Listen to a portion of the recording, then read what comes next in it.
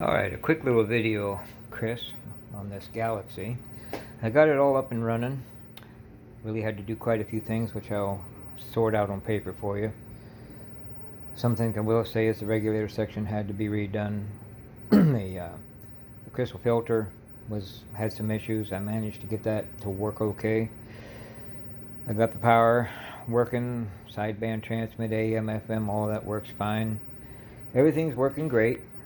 I even fixed up the case a little bit, the top case anyway, because it needed to have a new finish on it after I was done. I wanted it to look like something that I redid, so looking nice, working good.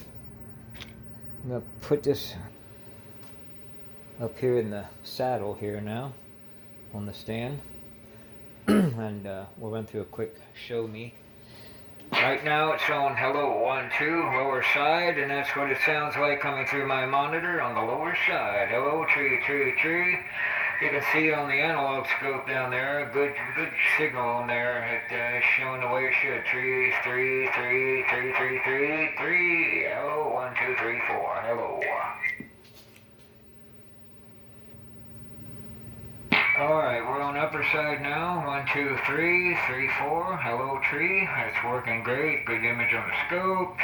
As you can see on the spectrum analyzer, there's almost nothing going on out there, and it's buried too deep in the noise.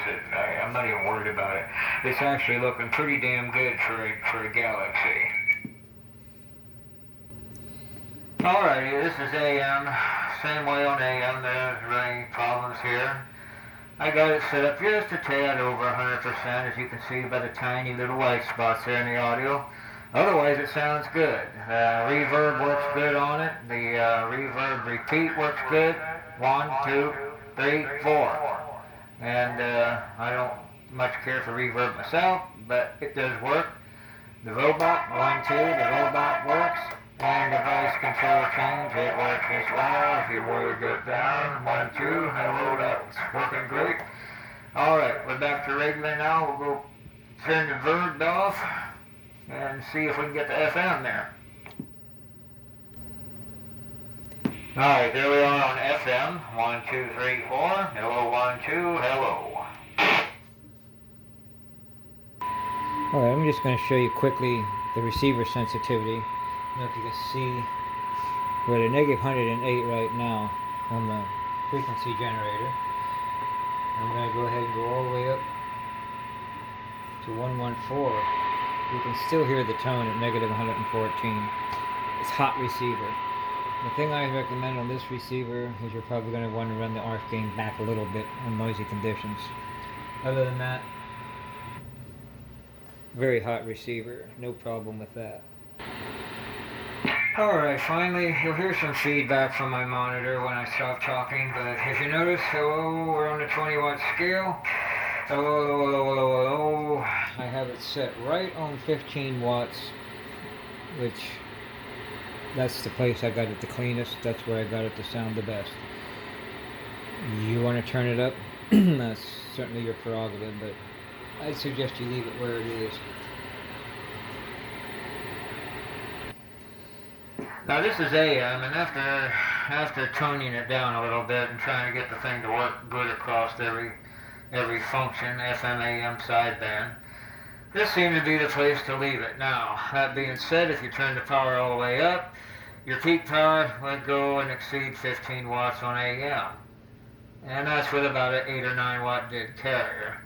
If you turn the carrier back, hello, hello, around 4 watts, you'll get around 8 to 10 watts of peak depending on the meter. The modulation looks pretty good on the scope.